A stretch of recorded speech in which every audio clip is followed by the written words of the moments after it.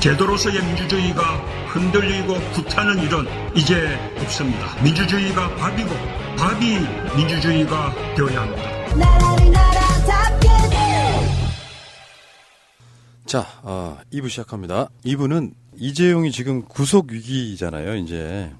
2심 날짜만 잡히면 구속인 거야. 간단히 말하면. 2심 선고 날짜만 잡히면.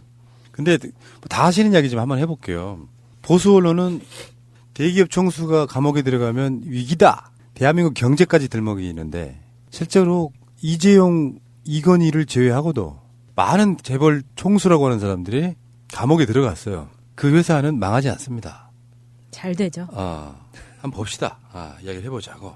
사실은 좋은 회사라고 하는 건 시스템이 잘 돼 있는 거야. 총수 한 명 없다고 회사가 망하지 않아. 시스템대로 돌아가면 돼요. 진짜 중요한 문제는 옥중 결제해도 돼. 저는 개인적으로 SK그룹에도 그러니까 삼성의 전략기획실처럼 전략기획실 같은 역할을 하는 부서가 있거든요. 거기에 있는 상무이사급 되는 분하고 몇 번 이제 차를 한잔하면서 이야기를 실제로 들은 적이 있어요. 그때가 최태원 회장이 세금 포탈 문제로 이제 감옥에 있었던 한 1년 반 정도 감옥에 있던 그 기간이었는데 그때 SK 전체 실적이 굉장히 좋아졌었거든요. 그거 뭐 어떤 사람들은 경기 타서 그런 거다. 반도체 시황에 따라서 이렇게 실적이 왔다 갔다 하는 거지. 오너가 경영 능력이 있다 없다 이런 거 이렇게 좀 부풀린 거다라고 그 당사자들도 얘기를 합니다. 근데 그때 SK가 실제로 실적이 좋아질 수밖에 없었던 이유가 전사적으로 회장님이 돌아왔을 때 내가 이런 정도의 실적을 이루어냈다는 걸 증명하기 위해서 훨씬 더 열심히 일을 한다는 거예요. 왜냐하면 회장님이 안 계셔도 내가 회장님 뒤를 보고 있으니까 걱정하지 말고 지금까지 하던 대로 자유롭게 지내시라. 푹 쉬다 오시라. 예, 이런 걸 보여주기 위해서 진짜 열심히 한다는 거예요. 그래서 그 상위 클래스에서의 그 암투 있죠. 그러니까 경영을 두고 벌이는 경쟁 말고 이제 위로 올라가면 갈수록 정치적인 암투도 많아지잖아요. 그 경쟁도 진짜 치열해진다고 합니다. 주진영 전 하나증권 사장이 한 말인데 진짜 비유가 기가 막히더구만. 재벌 총수는 항공모함의 함장인 거야. 그러니까 항공모함 자체를 함장이 모는 게 아니라 따로 있잖아. 모는 사람이 뭐 일종의 조타수라든지 이런. 그러니까 함장이 직접 항공모함을 모는 게 아니고 총수가 하는 전략적 의사결정은 1년에 한 두세 번에 불과해. 총수가 감옥 들어가면 변호사가 매일 출근하다시피 하는데 감옥에 있어도 그 정도는 못할 것이 없다 이런 얘기야. 그렇죠. 예. 그래서 지금 이재용이 2017년 2월 17일 날 뇌물 공여 혐의로 구속됐어. 2018년 2월 5일 그 정영식의 항소심 집행유예 선고 나오기까지 1년 동안 구속됐었는데 삼성전자 영업이익은 이 부회장이 구속되기 전 29조 2천억 원이었는데 2017년에는 53조 6천억 원으로 2배 가까이 급증했다는 거예요. 연결되어 있는 기준이 분명히 있긴 합니다만 어쨌건 간에 급증했다는 거야. 이 부회장이 그러니까 이재용이 물러난 2018년에는 58조 원 8천억 원으로 더 늘었지만 올해 상반기에는 12조 7천억 원으로 같은 기간 30조 5천억 원의 절반도 못 미쳤다. 실제로는 이게 징크스일 수도 있는데 또는 세계의 뭐 어떤 무역의 흐름일 수도 있는데 실제로 이재용이 나오면 삼성은 망하고 이재용이 들어가면 잘 되는 이 패턴을 계속 유지하고 있단 말이에요. 저는 주주로서 이 말이 맞다고 생각합니다. 그런데 그 사주를 보면 이재용이 사업운이 없대요. 실제로 사주가 나와야 돼? 사주에도 사업운이 없어가지고 사실 이건희가 건강할 때에도 이재용은 사업 능력이 있다. 그래서 이 삼성그룹을 물려받을 능력이 충분히 있다는 걸 증명하기 위해서 정말 온갖 아이템으로 몰빵을 해줬는데도 그 모든 아이템을 다 말아먹었거든요. 그 가장 최근에 말아먹었던 게 배터리 폭발 사고 났던 그 갤럭시 버전 있잖아요. 그렇지. 그게 본격적으로 내가 삼성전자에 대해서 영향력을 발휘한다는 걸 보여주기 위해서 개발 과정에서부터 이재용이 본격적으로 뛰어들었던 첫 번째 제품인데 그 사고가 났던 거예요. 그 갤럭시 노트를 예. 급하게 출시하는 바람에 지금 기억해도 방수가 핵심 기능이었는데 방수를 무리하게 막다 보니 배터리가 열받아가지고 폭발하는 것을 어떻게 할 수 없는 그 상태에 정말 삼성의 흑역사 중에 하나지 그게. 그래서 국정농단 사태로 이재용 부회장이 구속되면서 그 다음 나왔던 버전이 대박이 난 거죠. 그러니까 이재용이 사무실에 있으면 회사가 안 돌아간다. 뭐 이런 이야기가 나오고 있는 거죠. 그러니까. 이건희도 마찬가지예요, 지금. 비자금 사건으로 2008년 4월에 퇴진을 해서 2010년 3월 경영 복귀하기까지 2년 동안 공백이 있었거든요. 근데 삼성전자 이익이 이건희가 건재했던 2007년에는 8조 9천억이었는데요.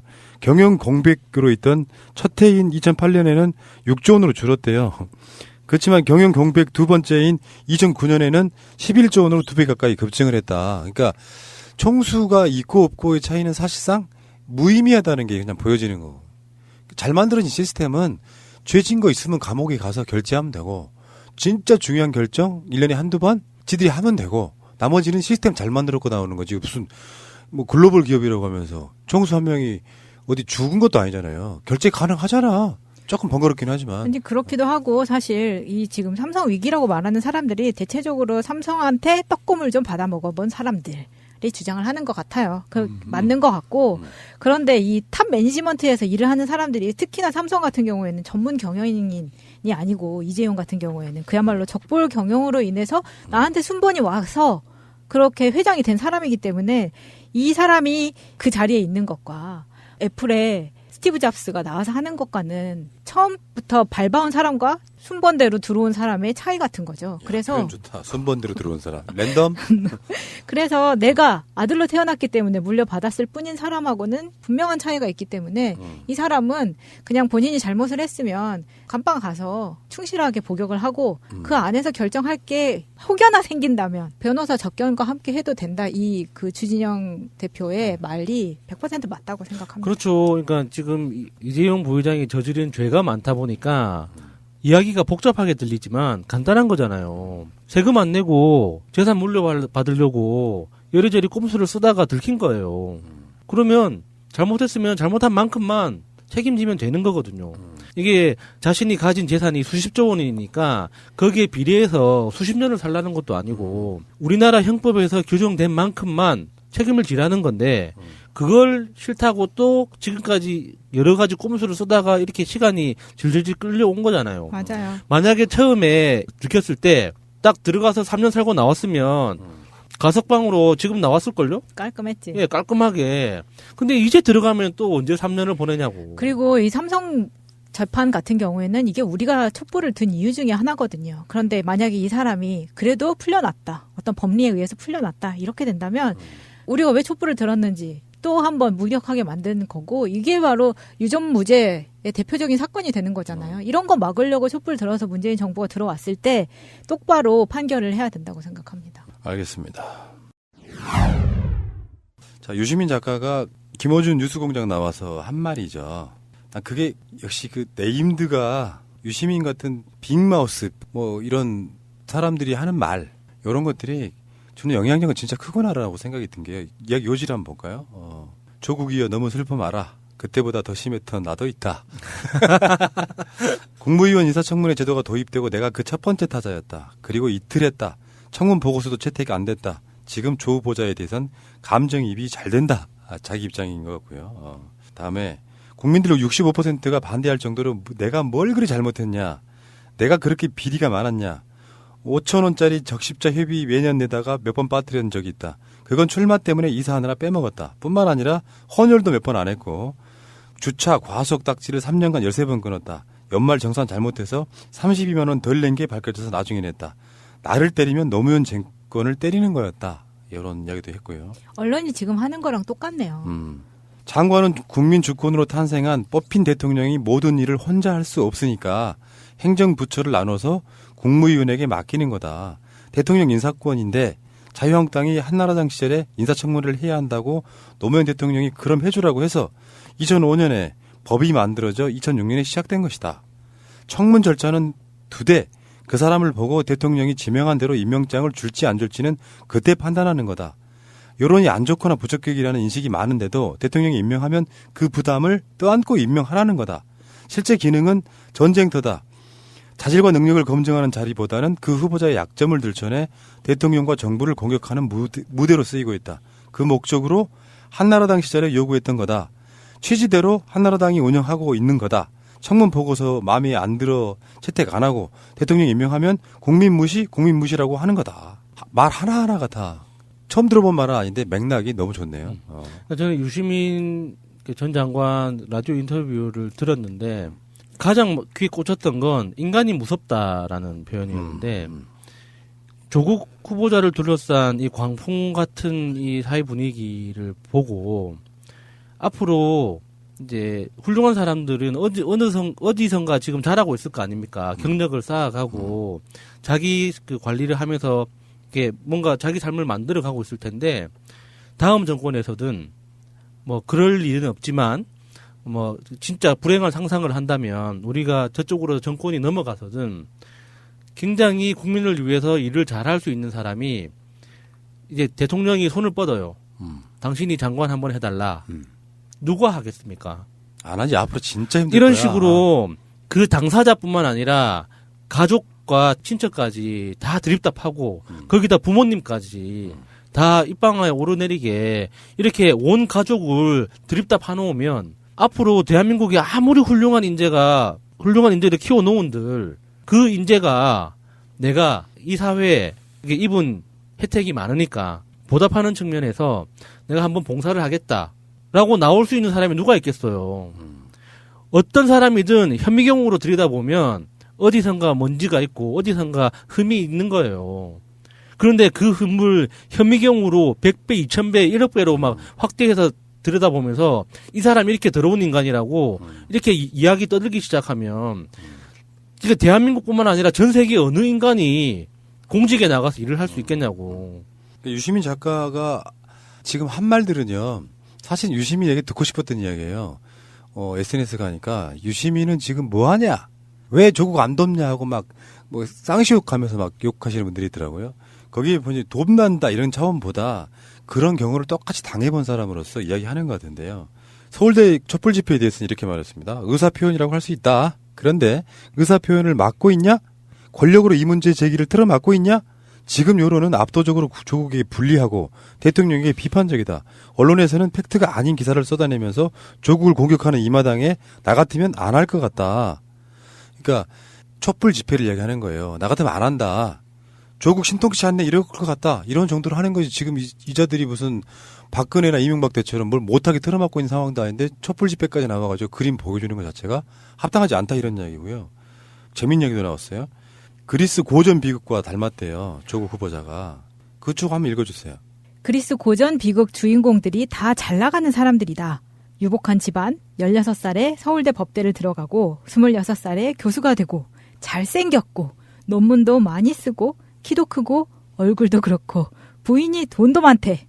완벽하게 모든 걸 가진 것으로 보였고 민정수석을 하고 장관으로 지명됐다. 한 사람이 가질 수 있는 모든 걸 가진 것으로 보였다. 비극은 가족 문제와 얽혀서 파국을 맞이한다. 구조가 그렇게 왔다. 사람들은 조국을 완벽한 인물로 봤다. 딸이 이상한 방법으로 고등학교를 갔다고 가족 펀드로 돈을 후려쳤다는 보도가 나오니까 그리스 고전 비극같이 영웅의 몰락처럼 되는 거다. 너 잘 걸렸어. 조국만큼 모든 걸 가질 수 없었던 소위 명문대 출신이 많은 기자들이 분기탱천했다. 이 말이 딱 맞네요. 또 있어요.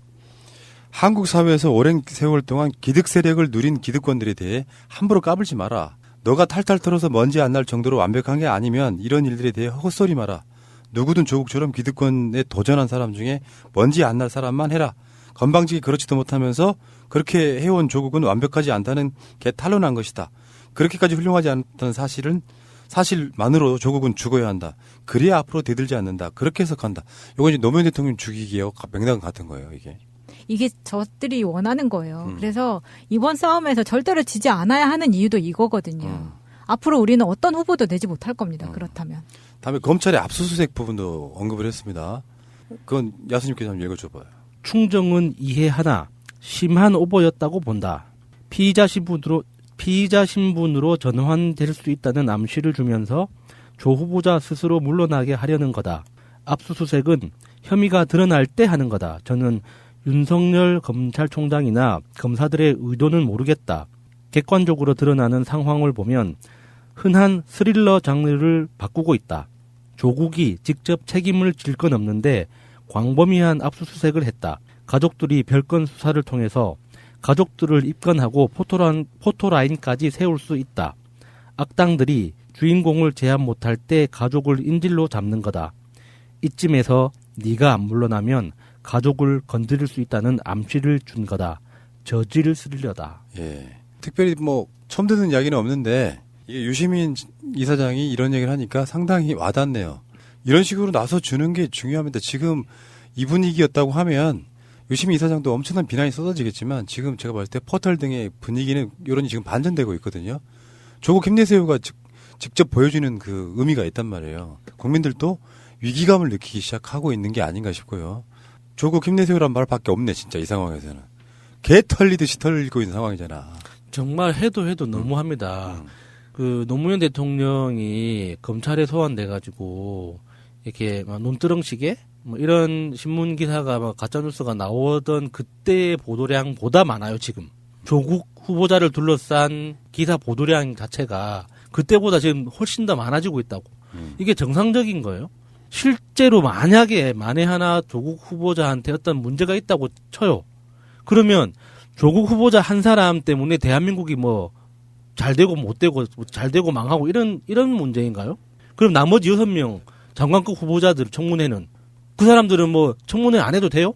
도대체 조국이라는 사람이 하려고 하는 그 검찰 개혁이라는 거, 고위공직자 비리수사처라는 거, 그리고 나머지 사법개혁이라는 이런 것들에 대해서 기득권 세력들이 가지고 있는 공포심이 도대체 얼마나 깊고 크길래 노무현 대통령이 돌아가셨을 때보다 더 많은 기사량이 나오고 쏟아져 나온다는 것 자체는 이거는 절대적으로 비정상적인 거예요. 그러니까 그때보다 더 많은 기사가 나오는 이유는 질 낮은 인터넷 찌라시 언론사가 더 많아졌기 때문이라고 생각을 해요. 그때보다 인터넷이 더 발달했으니까. 그리고 그때는 없었던 스마트폰이 각자 손에 쥐어져 있는 거죠.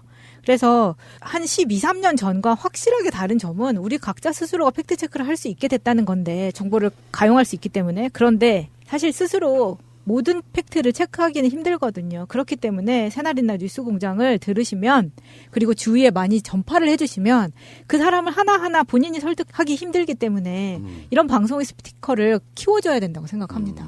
훌륭하세요. 네. 참. 중간에 살짝 끼워 넣기. 알겠습니다. 숟가락 얹기라고 하죠. 미국 대사와 일본 대사를 대한민국 외교부가 초치해서 항의도 하고 경고도 하는 정말 정상적인 나라를 우리가 보고 있어요. 초치라는 게 요와 열로 와 해가지고 불러서 너 왜 그러니? 이라고 따졌다는 거잖아요. 이게 제가 알기로는 우리나라 외교 역사상 처음 했다고 알고 있어요. 그만큼 이제 의미가 있는 거죠. 특히 미국 대사를 불렀다는 건 트럼프 대통령 오라고 하기에는 너무 머니까 급한 김에 네가 먼저 와 이렇게 했던 거니까 진짜 의미가 있는 것 같아요. 그러니까 뭐 한일 관계 등에 있어서는 뭐 국가 간에 문제가 생기면 가장 먼저 하는 행위가 그 나라에 가 있는 대사를 처치하는 거예요. 이건 법적으로 정해진 겁니다. 그러니까 외교 관례상 무슨 문제가 생기면 다 해당 나라의 외교부가 그 나라의 외교장관을 그러니까 여기 대사를 불러가지고 엄중 항의한다거나 이런 방식으로 하는 건데 미국 대사 해리 해리스 미국 대사를 불러가지고 사실상의 경고를 했다고 하는 거. 그러니까 미국에서 그런 지금 지소미아 파기 등에 대해서 나오는 목소리가 관행적으로 나오고 있다는 거야. 어떤 상황인지도 모르고 실망스럽다 이러면서 그런 목소리가 많이 나오면 한미 동맹에 도움이 되지 않는다. 신중하라. 그런 불만의 목소리는 전할 수 있죠. 그러니까 해리 해리스가 알겠습니다 하고 돌아갔다는 거야. 그렇게 할 수밖에 없는 게 미국 외교부에서도 그렇고 국무부에서도 계속 뭐 유감이다, 뭐 걱정된다, 뭐 이런 표현을 하는 게 그동안 미국 내에서 가장 큰 로비력을 발휘하고 있는 나라가 일본이고 그 미국 정치인들 중에 일본 돈 한 번 안 받아본 사람 없다고 할 정도로 굉장히 광범위한 네트워크, 일본 네트워크를 가지고 있다 보니까 지소미아가 종료됐을 때 분명히 강력한 압박이 들어갔을 거라고 봐요. 이 정도 메시지는 네가 그동안 나한테 먹은 걸 생각하면 요 정도는 해줘야 되는 거 아니냐. 그러니까 듣고 보니 맞는 말이거든. 한번 발표한다고 해서 뭐 한미 관계가 크게 문제되는 것도 아니고 그래서 한번 해줄게. 유감이요. 했는데 아니나 다를까 다른 부서에서 또 먹었던 놈이 한번 해줄게 했던 게 계속 그 중복이 됐던 것 같아요. 그러니까 미국이 자꾸 그런 식으로 나오면 다 같이 곤란해진다라고 하니까 또 그 말도 맞는 말이거든. 그러니까 그냥 알았다 하고 오케이 하고 쿨하게 가는 거죠. 그래서 어제 그런 얘기 많이 나왔죠. 이게 나라다. 그렇잖아. 주권 국가라고 하는 건요. 그 나라의 어떤 정책을 결정한다거나 이 모든 것들이 독단적으로 단독으로 다른 나라에 상관없이 행하는 건데 지금까지는 관행이 미국이 뭔가를 하면 찍소리 말고 받아줘야 되는 그런 시스템이었다. 제가 그 일본 지소미아라든지 화이트리스트 제외 등에서 많이 드렸던 말씀인데 민족적 자긍심 굉장히 중요해요. 현실은 일본과 지금 맞상대해 볼 수 있을 만큼 컸는데 관행적으로 일본 형님 사실은 미국 거의 아버님 이런 대접을 해왔던 게 사실이라서 이런 부분은 지금 정말 잘 가고 있는 게 아닌가. 그래서 제가 말씀드렸죠. 이문덕이라고 이게.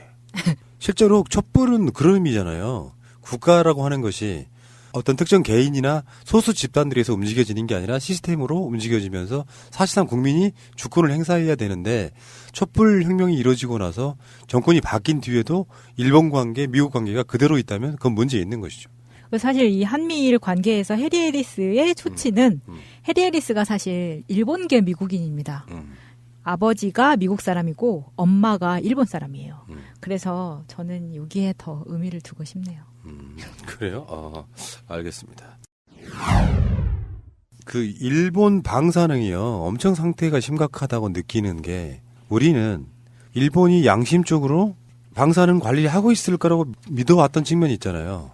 근데 후쿠시마에서 냉각수를 쏟아붓는 것 말고도 후쿠시마 주변에서 잡히는 농산물, 수산물 이런 것들이 한국에 어떻게 들어오는지를 몰라. 둔갑할 수 있잖아요. 일본산. 그러니까 지금 대표적으로는 가리비 같은 거는 대한민국 동해산 가리비, 뭐 서해산 가리비 이런 것보다 일본산이 반값밖에 안 된다는 거야. 일본산으로 둔갑해 들어와가지고 포대가리 하는 이 과정들이 굉장히 많을 수 있다. 그래서 지금 그 정봉주 의원 BJTV 같은 경우는 일본 화로차 조작하고 막 그러지 않습니까? 그러니까 지금 일본에서 들어오는 수산물이 후쿠시마산은 우리가 수입 금지를 하고 있지만 방금 푸나님 말씀하셨던 그 가리비 같은 경우는 북해도산으로 들어온단 말이죠. 근데 북해도산 가리비가 우리나라에 지금 대량으로 수입이 되고 있는데 북해도에서 업을 하는 어민들한테 도쿄전력이 보조금을 주고 있어요. 왜 줄까요? 이게 굉장히 좀 의심해 볼 만한 정황인 거잖아요. 가리비가 나는 곳이 북해도이기 때문에 후쿠시마가 아니고 북해도니까 괜찮아. 그래서 그걸 수입하고 있는데 그 가격을 반값 이하로 우리나라에서 양식을 하는 가격의 절반 이하로 대량 수입되고 있다는 거죠. 근데 그렇게 반값 이하로 수출, 일본이 팔아먹을 수 있는 이유가 어민들한테 도쿄전력이 보조금을 주고 있대요. 정부가 주는 게 아니라. 그러니까 도쿄전력이 왜 북해도 어민들한테 돈을 주냐고. 그래서 그 수산물을 우리나라가 수입을 하고 있다? 충분히 의심해 볼 만한 거죠. 도대체 이 원산지라는 게 일본 내에서 지금 유통이 어떻게 관리되고 있는지, 원산지 증명을 어떤 방식으로 하고 있는지 의심할 수밖에 없는 거예요. 우리나라에 수입될 때는 그냥 일본산 이 정도만 되어 있지 정확하게 일본 내에 어떤 지역에서 나오는지까지는 잘 나오지가 않아요. 그런데 이 가리비 같이 이렇게 저가로 해가지고 들어오는 거는 저는 이거 쓰레기 수입하고 똑같다고 보거든요. 지금 석탄재 수입도 마찬가지고. 네. 지금 일본에서 원전 사태 이후에 가리비를 안 먹는다는 이야기잖아요. 지금 먹지 않아서 일본 내에서 소비가 확 줄어들어서 팔리지가 않으니까 그걸 한국으로 팔아. 이거 석탄재 쓰레기랑 그냥 쓰레기 수입해오는 거랑 뭐가 다르냐고. 그래서 모든 조개를 소비하는 우리나라 국민들도 다 불안하고 이제 조개를 팔아서 생계를 이어가던 사람들도 똑같이 다 위험해진 거예요. 불안해지고. 이래가지고 조개 먹겠어요, 앞으로? 그러니까 지금 한국 중소상인 자영업자 청년협회 이분들이 이제 끝까지 추적해서 방사능 식품 첨가물 수입하는 대기업은 각성하라 이렇게 성명을 발표할 정도면요. 사실은 일본 무슨 영세 중소상인들 이런 분들이 쓴다기보다는 그런 식의 방사능 뭐 수산물만 그렇겠습니까? 농산물, 공업, 공산물 이런 것들이 싼 맛에 그러니까 참 이상하긴 했어요. 여러분들 기억을 한번 더듬어 보세요. 어떤 순간에 대한민국에 번화가를 나가면 일본이라고 일본어로 쓰여 있는 제품들이 엄청 싸게 팔리는 시기가 있었어. 수년 전부터. 이게 뭐지 싶었던 분들은 야 메이드 인 재팬 그러면 사실 그전에는 어느 정도 뭐랄까 이렇게 품질에 대한 인정을 받는 나라이기 때문에 메이드 인 차이나에 막 질렸던 사람들 지금 우리나라 사람들 메이드 인 코리아 찾기도 힘들잖아요. 근데 메이드 인 코리아를 발견하면 일단 품질이 좋다는 인식이 있어요. 예를 들면 다이소 같은 데 가면 손톱깎이 있죠. 손톱깎이는 세계적으로 대한민국에 제일 우수해요. 777 네. 유명하잖아요. 근데 중국산이나 이런 그 손톱깎이 등이 들어오잖아요. 그래서 한국산 찾으면 되게 막 기분 좋아지는 것처럼 어떤 특정 시점에서 메이드 인 재팬이 막 일상생활 잡화 화장품 이런 데서 넘쳐나기 시작했다고. 그 아마 기억하실 분들 되게 많아요. 이게 일제인데 이렇게 싸다고. 그게 지금 다 어떻게 보면 후쿠시마로 연결돼 있는 부분이 다 있다고 보면 맞을 것 같아요. 안 사가니까. 그러니까 방사능 식품 첨가물 수입하는 대기업들이 꽤 많은가 봐요. 요것도 이제 그만두게 해야 되는 거죠. 그러니까 요번에 그 한국 중소상인 자영업자 총연합회에서 이 극소량이 들어가는, 그러니까 전체 중량으로 치면 1% 미만의 비율로 들어가는 식품 첨가물은 표시 의무 자체가 없기 때문에 그걸 악용해서 그 싼 원료를 대량으로 수입해서 사용하는 대기업들이 많다고 의심할 수밖에 없는 정황을 우리는 현장에서 느끼고 있다는 이야기예요. 그래서 이분들이 좀 이야기를 길게 하셨는데 짧게 이야기하면 그런 거죠. 우리는 현장에서 계속 그 물건들을 다루다 보니까 이 가격에 이런 정도의 제품이 나오는 건 말이 안 된다 하는 정황이 자주 보이다 보니까 일본에서 버리다시피 파는 제품들을 수입해서 미량을 섞어서 국민들한테 보급하고 있는 게 아닐까 하는 의심을 할 수밖에 없다는 거죠. 그래서 이걸 조금 더 적극적으로 하겠다라고 이번에 발표를 한 거예요. 어쨌건 지금 일본은 저가 공세 등을 통해 가지고 궁여지책이겠죠. 그 사람도 할 말이 없는 거야. 이럴 때는 어떻게 보면 큰 틀에서 보면요. 진실이 다 까이고 나면 제가 봤을 땐 그냥 일본이란 나라는 사실 망해가고 있는 여러 가지 징조 중에 하나인 거죠. 근데 다른 나라한테 무슨 물건 팔아먹고 이럴 때 속이고 또 방사능이 있다는 거 알면서도 수입해가지고 파는 공산품부터 시작해서 농수산물까지 포함하면 진짜 비양심적인 거지. 일본은 그런 상태인 것 같고요. 자, 넘어가겠습니다. 강용석 이야기를 좀 할게요. 강용석은 도대체 안 끼는 데가 어디가 있을까요? 정말 안타까운 느낌을 갖게 하는 사람, 전형적인 사람인 것 같아요. 그 좋은 머리, 그 좋은 학벌, 그 좋은 경력을 왜 이렇게 써먹고 있는지 도무지 이해할 수가 없어요. 특히나 지금 그 불륜 사건에 휘말린 이후로 공중파에서 방송하는 것 자체가 이제 불가능해진 상태니까 유튜브에서 뭔가 새로운 자기 영역을 만들고 싶은가 본데 그래도 이렇게 말 한마디 한마디 정말 그 고급진 머리로 그 이런 쓰레기 같은 논리를 생산해내는 것 자체가 야 궁여지책 뭔가 이렇게 목구멍이 포도청이라는 게 그렇게 무서운 건가 싶기도 하고 이 사람들이 추정되는 수익이 있잖아요. 가로세로 연구소라는 그 채널이 어느 정도의 어떤 광고 수익을 가져갈지 예상을 해보면 돈맛을 들인 건가 하는 생각도 들고 진짜 무서워요 진짜. 아니 근데 무서운 거는 둘째치고 이 사람이 정말 악의적인 게 이런 거예요. 그러니까 어떤 클릭 수가 확보가 되는 현장에는 나가는 거죠. 예를 들어서 최근에만 해도 조국 후보의 어머니가 사시는 집 앞. 그러면 사실 대부분의 사람들은 모르고 있다가 그 곳이 어딘지를 확 오픈을 해버리는 거예요. 또 장자연 사건에서 윤지호? 네, 윤지호 씨 캐나다까지 가가지고 그 집 앞에서 대기를 해요. 캐나다까지 가서. 저는 그런 거를 보면서 여기 너무 나갔는데. 그리고 예를 들어서 김세희 기자 지금 같이 하고 있잖아요. 이분 같이 서울대 나왔죠. 그 사람은 또 자유한국당에서 임명장도 받은 상태예요. 뭔가 뭐 받았다고 우리 그때 이야기했었잖아요. 공천혁신위원회. 그런데 그 방송 자체에서 조국 후보자의 딸을 죄수복을 입힌 사진을 합성을 해서 보낸다거나 하는 것은 진짜 너무 심한 거거든요. 그리고 당직이라고 볼 수 있는 그런 임명장까지 받은 사람이 그렇게까지 하는 것을 그런 방송이 집회에 가면은 그 집회가 당연히 후배들을 위한 집회겠냐고. 너무 정치적 훼손이 되는데. 이번에 문제가 됐던 발언도 머릿속에서 만들어낸 뇌피셜 중심으로 조국 후보자가 잘생겼기 때문에 무언가 사고가 없었을 리 없다. 서울대 간판에 그런 얼굴에 어떻게 사고가 없었을 수 있느냐. 그러니까 그 기억 때문에 지금도 성폭행, 성폭력과 관련된 논문이나 코멘트를 꾸준하게 내고 있는 이유가 그 얼굴 때문이다. 이런 이야기를 방송에서 거침없이 하고 있는 거예요. 근데 그게 강용석 변호사가 지금 변호 활동을 하지는 못하지만 변호사라는 타이틀을 갖고 있으니까 강용석 씨가 그런 말이 시청자들한테 어필할 수 있는 이유가 서울대 출신이거든. 법대 나왔거든. 그리고 같은 경력이니까. 인지도가 있고 사람들이. 예. 많이 그러니까 알아가지고. 그게 그 말 끝은 항상 이렇게 정리합니다. 그냥 제 생각이 그렇다는 거예요. 확인된 건 아니지만 진짜 비열한 거잖아요. 그러니까 법을 또 아니까 잘 피해 가는 거죠. 지금 사실 고소고발도 많이 당해 있는 상태거든요. 그러니까 정치 이야기뿐만 아니라 각종 연예인에 대한 공격도 의혹이다라면서 방송을 되게 많이 했어요. 클릭수도 잘 나옵니다. 그러니까 하는 거죠. 근데 이렇게 고소고발이 계속해서 누적되고 하면 그냥 언젠가는 분명히 가만히 놔둘 수만은 없을 텐데 그것까지 각오하고 하는지 좀 그러니까 많이. 이게 지금 얼마나 쓰레기 같은 소리냐면은 조국 교수가 교수 시절에 미성년자인 학생과 부적절한 관계를 맺었을 가능성을 거론하면서 단정 짓는 건 아니다 이렇게 말하면서 한 말이에요. 내가 볼 때는 대학생이 1학년으로 들어가면 18도 있고 19도 있거든요. 조국이 만일에 교수 시절에 법대 1학년생과 만약에 무슨 일이 있었다. 그러니까 일어난 일이 아니고 이런 식으로 있었다 이러면 미성년자가 문제가 되는 거예요. 그런 뭔가가 있어서 그런가? 그런 뭔가가 있어서 그런가?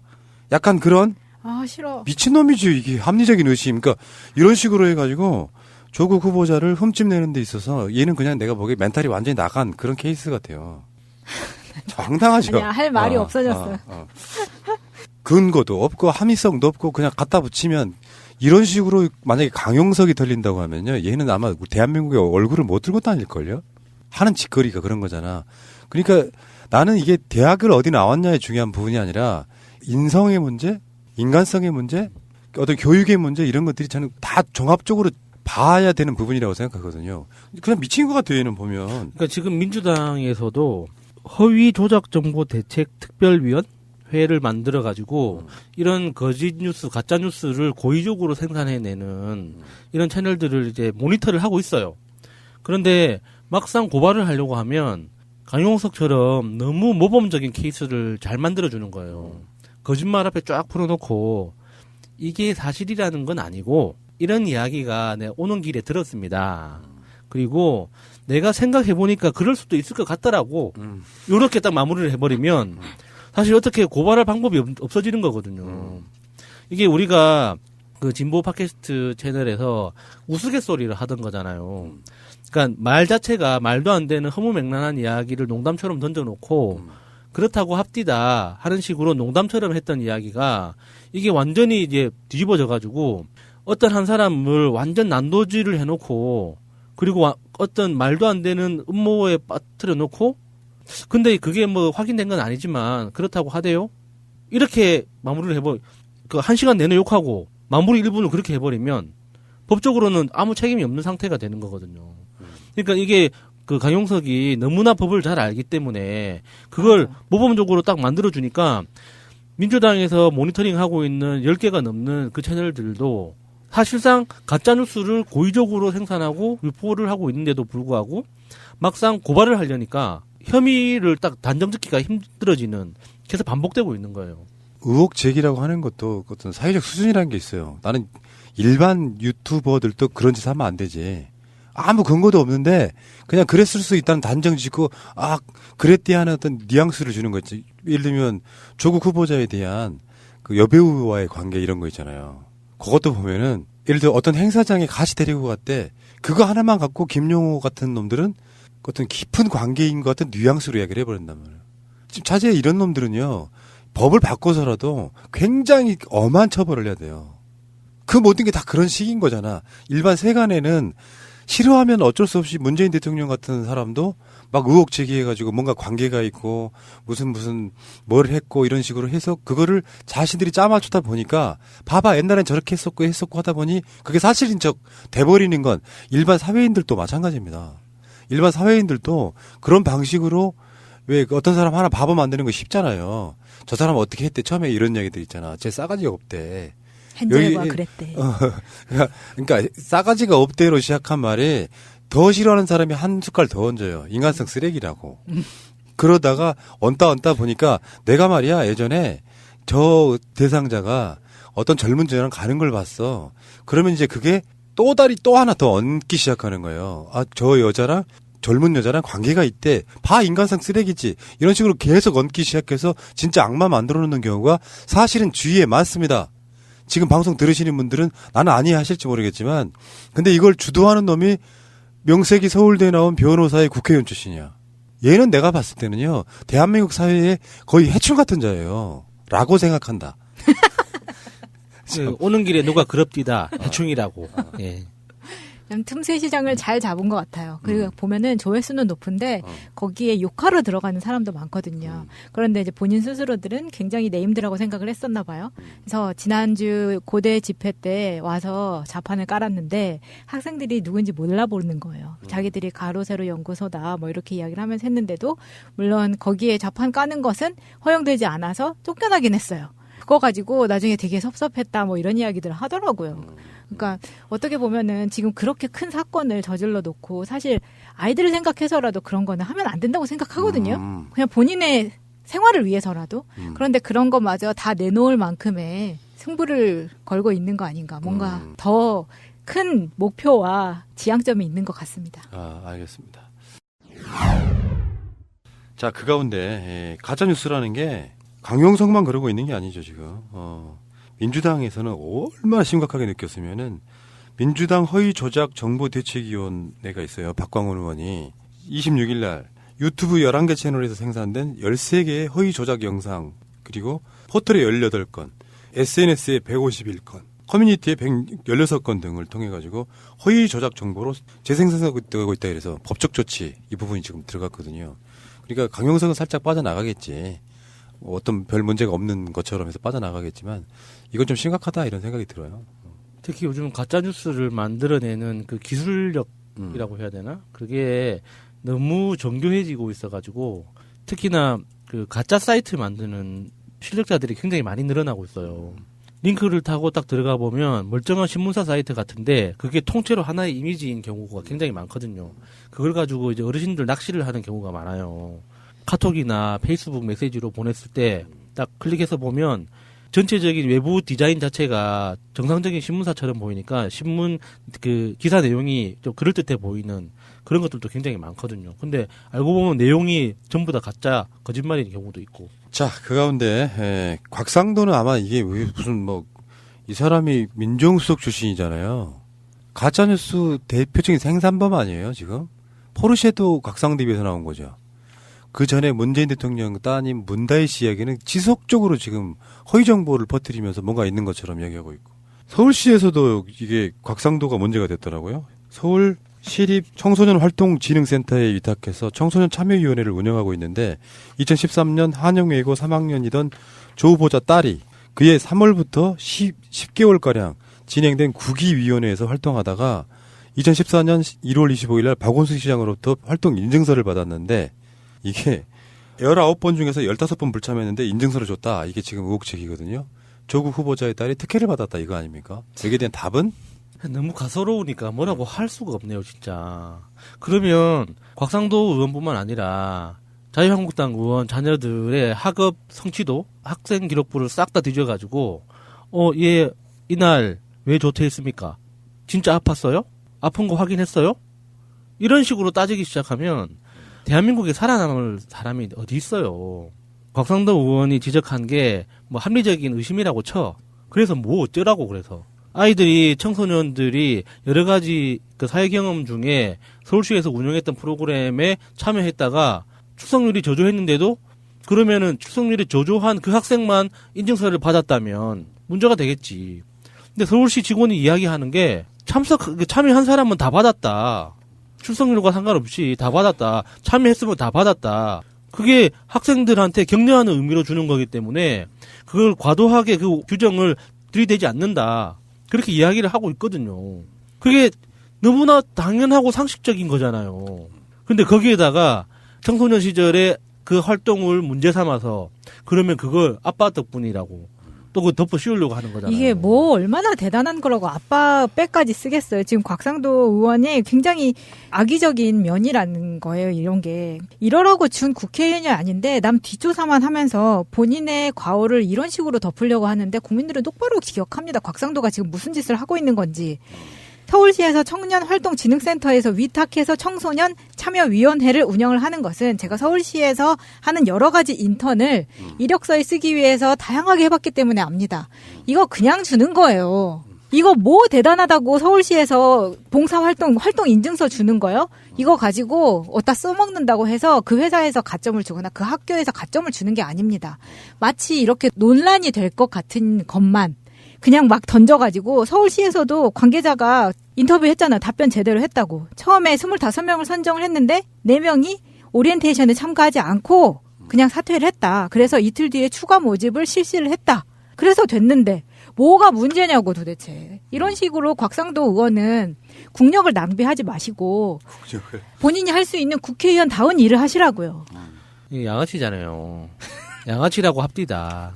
그렇게 들었는데. 우리 그렇게 생각 안 하는데 예. 양아치라고 합디다. 그렇게 들어가지고 어쩔 수 없는 것 같아요. 근데 우리나라 왜 이렇게 수많은 양아치들한테 국세를 낭비해가면서 이 사람들의 말을 들어줘야 되는지 굉장히 개인적으로는 열받습니다.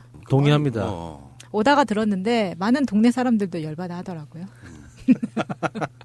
아, 그래서 오늘 날씨가 더운가? 알겠습니다. 그 이야기는 여기까지 하시고요.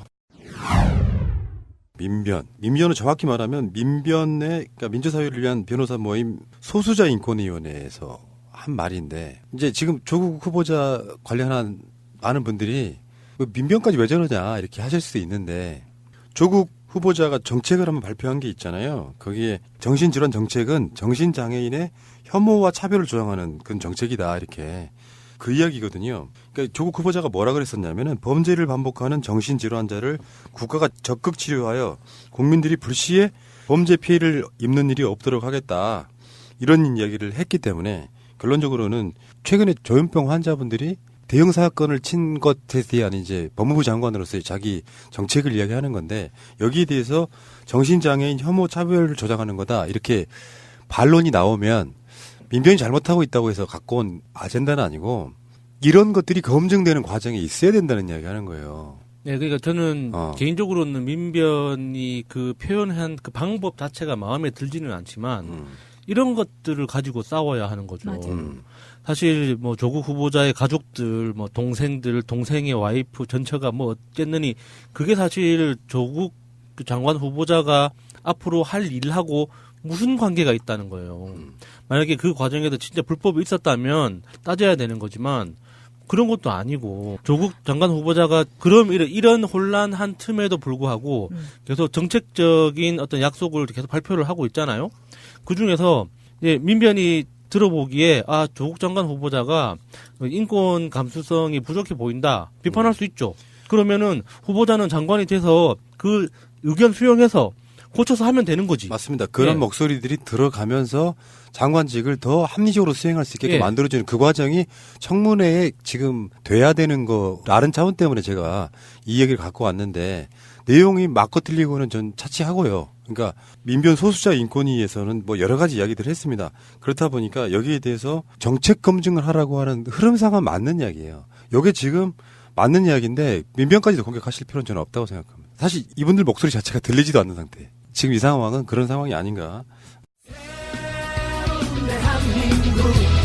완전한 대한민국